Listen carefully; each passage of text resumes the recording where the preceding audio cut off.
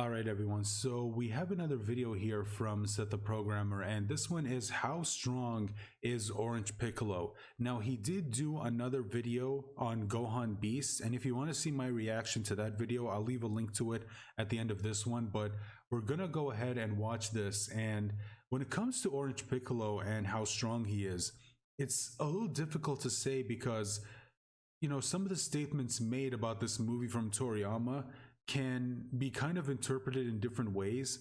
He did go on to say that Orange Piccolo now has, or excuse me, Piccolo with this new form that he has, Orange Piccolo has caught up to Goku and Vegeta in terms of power, but we don't know whether he's talking about Goku and Vegeta from the Moro arc or is he talking about Goku and Vegeta in the Granola arc.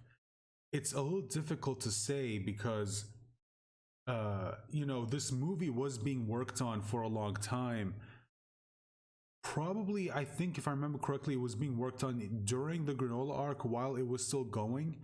I know they've been working on this movie for a while, and I don't know whether they started working on it before the Granola arc started or maybe it was during, like as it was still going. It's been a minute, so I don't really remember exactly.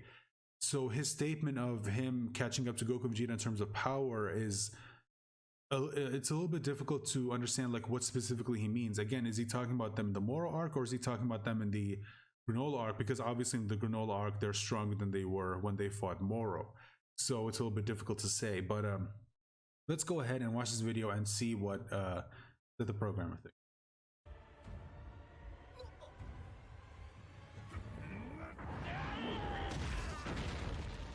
Piccolo, Jr., the reincarnation of the Demon King, God. Piccolo has gone through a lot of transformations throughout the series. He went from the literal embodiment of the evil that lived within God to sacrificing himself for the son of the man he should hate the most. He's gone through a lot of transformations and is often considered by many as Goku's first real serious rival. As the series goes on, Piccolo goes from struggling against the likes of a Saiyan with a power level of 1500 to one with a level of 4000. To then fighting the Emperor of the entire universe at a level of over 1 million, and making him go beyond that after reuniting with his people on planet Namek. Later, he trains for beings that slaughter Super Saiyans that made the Dominator of the universe literally shit his pants, and in just 3 years, many people note that Piccolo himself has so much power that it's unbelievable for anybody but a Super Saiyan to actually be so strong. But as we know, he goes even further beyond that, and he should have been able to handle Frieza easily. Even back in the day, in the words of his own people, the Namekians, because he is a super Namekian, and it is just a piece of the being of Kami that he was split from. And after refusing with Kami and finally becoming complete, Piccolo becomes so strong he can fight on par with guys who can one-shot the Super Saiyans, the strongest guys in the whole universe, in just one hit, while not even trying. He then trains for a while for the upcoming Cell Games against a monstrous amalgamation of every strong guy on Earth and Frieza put together, and does decently well against Cell Juniors during the tournament, but falls up short compared to the newly super trained Ascended Super Saiyans, even while fused with Kami and complete. Despite training for many years leading up to the Buu saga, Piccolo has fallen way behind. Even in 7 years, he can't reach the level of his old rival, Goku, from the Cell Games. That's how crazy of a boost Goku's training gave him in Super Saiyan Grade 4. As Piccolo, despite surrendering out of respect, is confirmed to be weaker than the current Lord of Lords, the Supreme Kai Shin. Shin, who is around the strength of Goku during the Cell Games. This is insane, and it makes you start to understand why Vegeta thought he could win a tournament that had Piccolo in it without even needing to go Super Saiyan. And when it Which is actually kind of it's kind of crazy because I mean, you have Piccolo, all throughout the series, at least up until the ending of the Cell Games. He trains, he gets stronger, he manages to sort of be able to keep up with, like the Saiyans. But when we get to the Buu arc, it's like all of a sudden that stopped, and I'm just like, it was kind of disappointing. That's one of the things that I really didn't like about the Buu saga and subsequent Dragon Ball arcs, even getting into Dragon Ball Super, is that Piccolo and along with some of the other characters have just been made kind of irrelevant. And I know I'm not alone in that. I know a lot of people were also not really happy with how some of the side characters were were treated in Dragon Ball. And I think that that's probably one of the reasons why a lot of people really like the current movie Dragon Ball Super Superhero, because the story actually focuses on characters that are not Goku and Vegeta, because it did kind of become the Goku and Vegeta show. And Goku, I can understand because he is the main character, but you know, like not having other characters be involved in any way, shape, or form, and having them just completely fall behind in terms of power, especially when we know they've been able to keep up with them at least a little bit. Maybe not be as strong as them, but it's at least be, you know, around that level. But then it just became, no, you guys are just way too far ahead. I can't do anything. It just, it just kind of sucked. And I think, again, for me personally, why I really like the new movie, because Piccolo finally got a chance to be in the spotlight. And you know, with Toriyama's statement that he was able to catch up with Goku and Vegeta in terms of power. And I really hope that moving forward we don't just forget about that, or now we, but them. I'm honestly not. Yeah, let's go ahead and. It be for many years until Dragon Ball's continuation, Dragon Ball Super, that Piccolo would finally really begin to pick it back up. However, with Goku's now newly obtained literal god powers, it was hard to do so. But eventually, we get to the point of Orange Piccolo, where Orange Piccolo finally reaches the levels of the Saiyans once again. So let's go over it. Piccolo is a prodigy. Somewhat of a stupid statement, but I mean it. As you know, obviously in anime, everyone is a prodigy for the most part. But this is important as it leads us onto Orange Piccolo later. So stay with me here. He's a prodigy. In fact, I would argue way more prodigious than Goku is, for many reasons, and here's why. Do you know how old he actually is when he faces Goku for the title of strongest in the world? Remember, Goku is about 19 years old during this tournament. Well, do you know how old Piccolo is? Take a guess. He seems about the same age as Goku is, right? Well, no. Piccolo is 3 years old. He's as old as a toddler and younger than Gohan when Raditz kidnaps him. Hopefully you see where I'm kind of going with that now.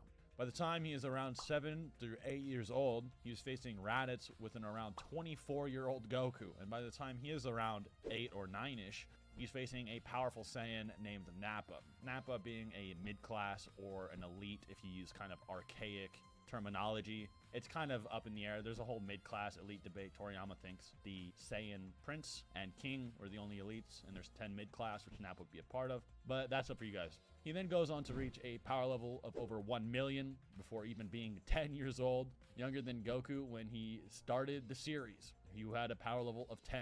Piccolo is over 100,000 times stronger than Goku while being a few years his junior. So you'd imagine Piccolo actually has insane latent potential when he starts to showcase in the Android arc for sure.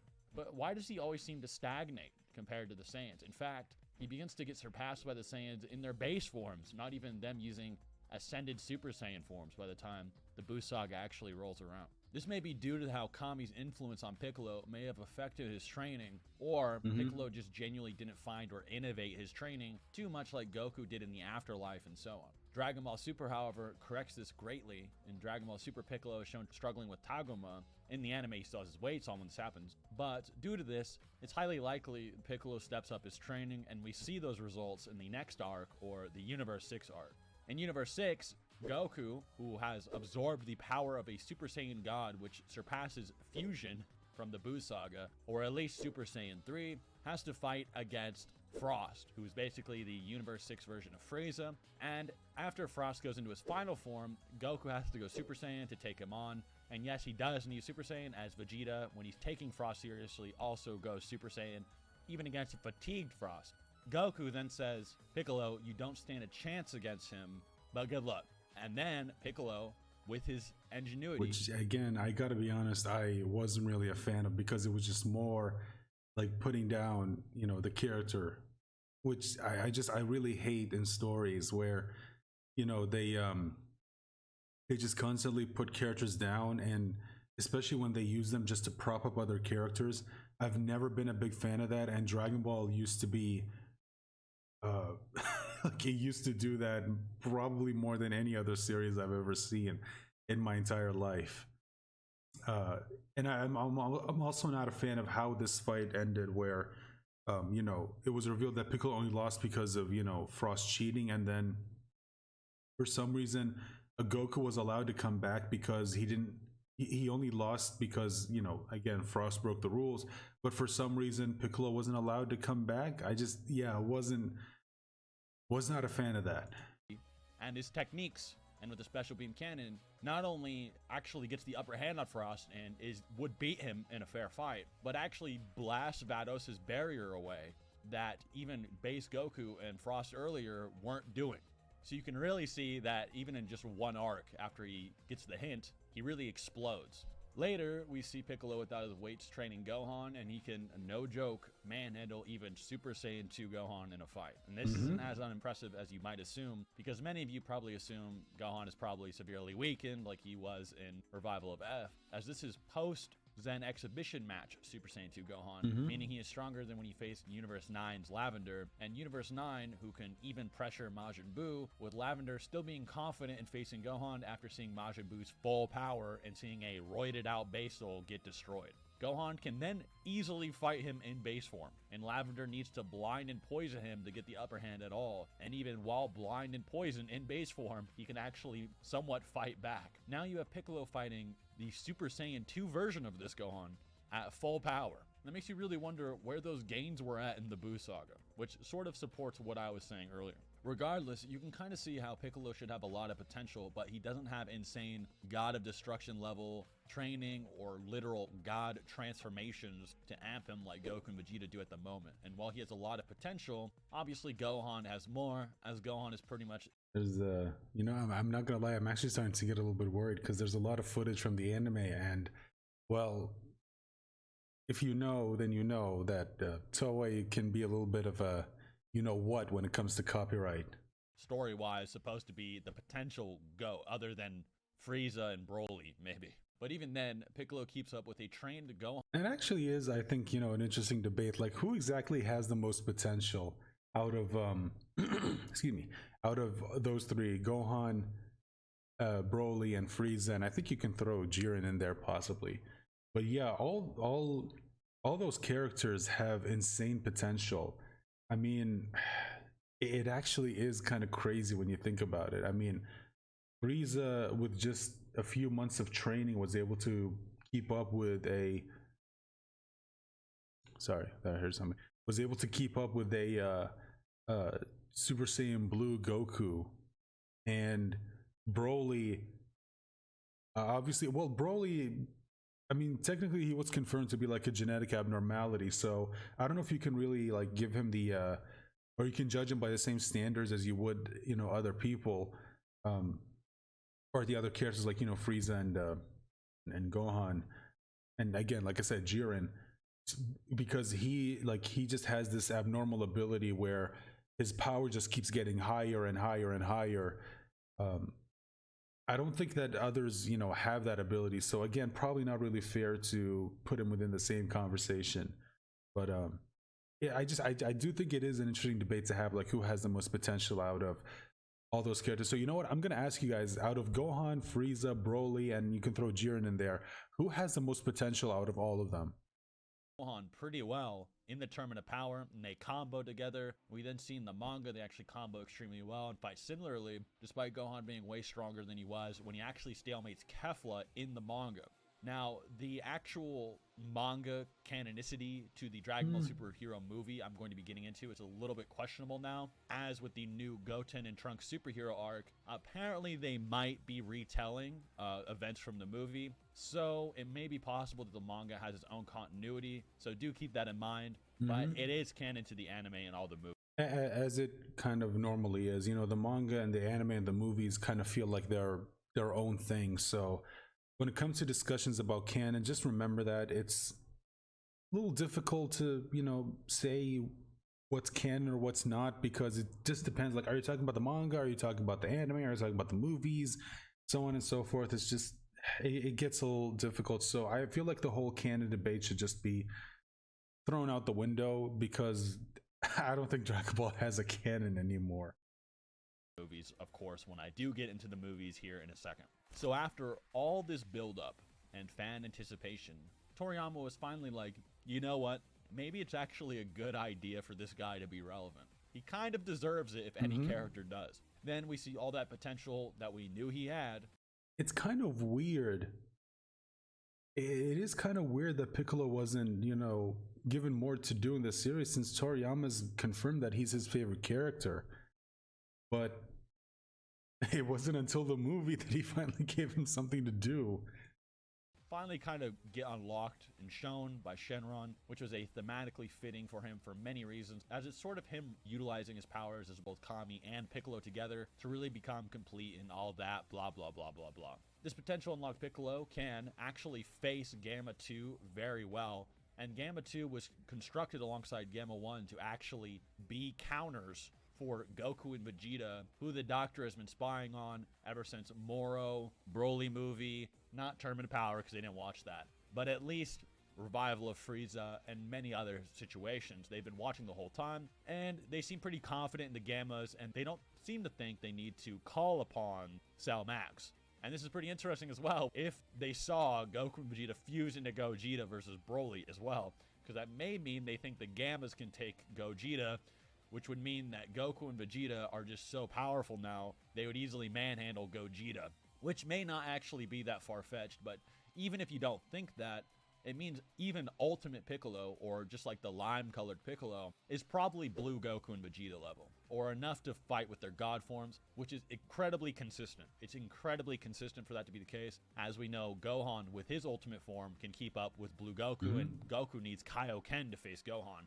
And this Gohan trains way less than Piccolo does. So if Piccolo can reach godly levels, or almost godly levels, let's say he's only like Super Saiyan God rather than blue level, it would still be pretty consistent considering what we've actually seen from the ultimate form and what it can accomplish over long periods of time. Then Orange Piccolo appears, and he just folds the Gamma. The Gamma can't even make Piccolo flinch by punching him, and he punches him one time and folds him like a Looney Tunes That was character. actually pretty cool, I'm not gonna lie. Crumples it up and throws it away easily. And this is when it's finally stated by Toriyama, it's nice that Piccolo has caught up to Goku and the others. Now, Superhero is not canon to the manga. However, Moro and Granola and a lot of those arcs are suggested in the promotional material. So even if they're not one-to-one to the manga version or what happens in the manga, it's still very likely that this will take place even in the anime continuity after this.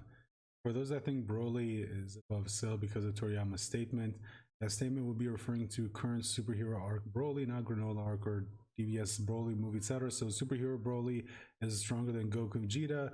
Orange Piccolo is still not contradictory. Time, meaning Orange Piccolo is probably, not joking, in those Ultra Instinct or Ultra Ego ranges of power. And honestly, I'm all for it.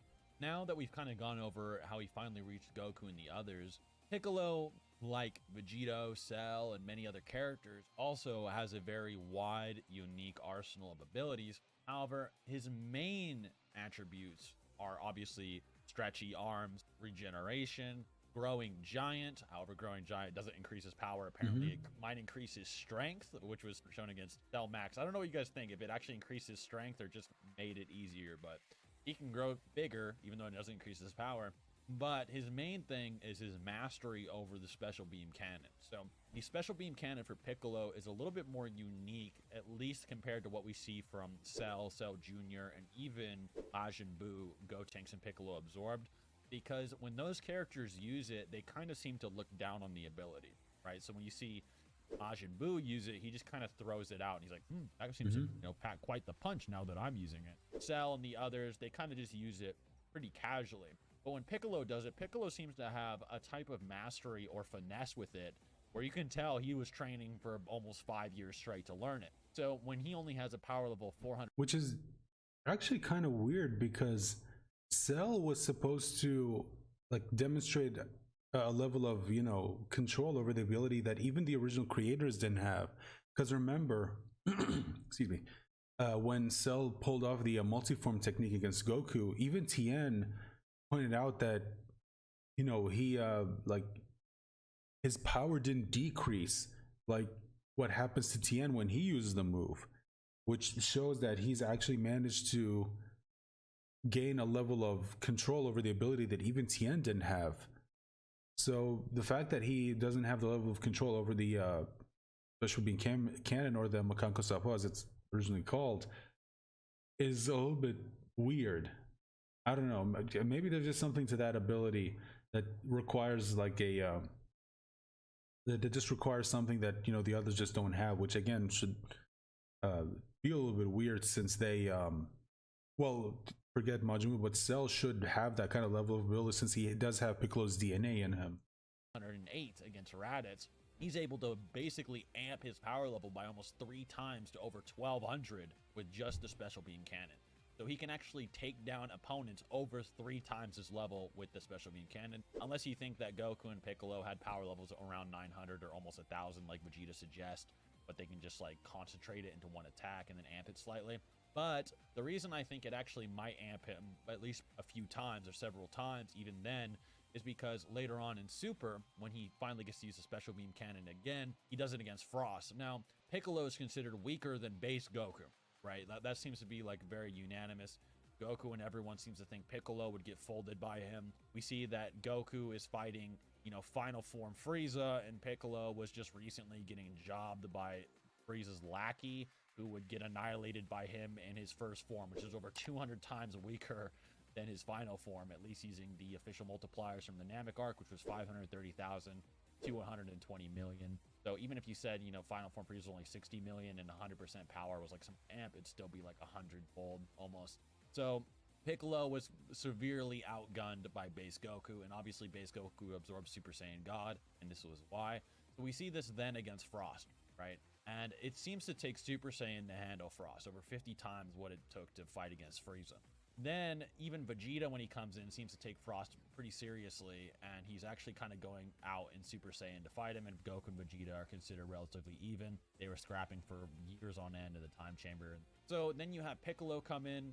He might be 50 times weaker than Goku and Vegeta, and then he's able to make a multi-Shadow Clone plan with his stretchy arms and create a special beam cannon, which allegedly would have one-shot Frost. Now remember, a special beam cannon from Piccolo also blew through the barrier that Vados made that many attacks the third form Frost at full power and base Goku were not able to do. So this special beam cannon may have actually amped him by over 50 times, possibly over 200 times if you think the disparity between Goku and Vegeta hasn't changed in base form. But it actually gets even more impressive as Piccolo seems to master the special beam cannon even further. And in Dragon Ball Super, the reason I say this is because eventually, by the time Gohan has his rematch with Goku, it seems like Piccolo and base Gohan were actually somewhat relative. And then when Gohan goes ultimate, that Piccolo can still actually consider his special beam cannon their ultimate trump card in all their combos. So this Super Saiyan Blue level Gohan that required Goku to go Kaioken, Piccolo can charge up his special beam cannon to be Super Saiyan Blue Goku level, basically, with their combos after charging it long enough. And it's considered pretty much the strongest thing in their little duo, and the whole point they do is for him to charge up the attack to that degree, which is another reason I consider Ultimate Piccolo probably blue level, because if he can charge up a special beam cannon that strong, why would Ultimate Piccolo just be weaker than something he can do with a special beam cannon? So that's kind of a little bit of my rationale with that. Also, he also has the light grenade from Kami and the Hellzone grenade. The Hellzone grenade creates basically like a minefield so the opponent can't escape. And the Hellzone grenade might be considered stronger than the special beam cannon. However, it seems like he never honed the Hellzone grenade nearly as much as the special beam cannon. The special beam cannon seems to be like this limitlessly chargeable thing that can be used against almost anybody so long as you have the right amount of time, almost like a spirit bomb. So Piccolo, if he is caught up to Goku and the others, let's say he is Ultra Instinct Goku and Ultra Ego Vegeta level, what happens when he charges up that special beam cannon to be 400 times stronger than his base form, or even like 3 times? Would he just be stronger than Goku with the special beam cannon? So I'm really hoping that something like that happens. Anyways, guys, I hope you enjoyed the video. Thank you for watching. Have a good day. Okay, so that's the video, and yeah, that's the video that I was talking about at the beginning, where it was focusing on Gohan Beast. Like I said, I did do a reaction to that video. You can go check it out for yourself if you want to. I'll leave a link to it at the end of this one. And guys, please let me know your thoughts in the comment section down below about Orange Piccolo's power. Do you think that he has caught up with Goku and Vegeta? I mean, it seems pretty definitive. I mean, Toriyama himself did say this, and he is the creator, so But anyway, as always, please let me know your thoughts in the comment section down below. And while you're here, consider leaving a like, sharing this video out there. Subscribe to the channel if you're new. Make sure to click the bell icon to be notified whenever I post a new video. And I hope I'll see you guys for my next one. Bye for now.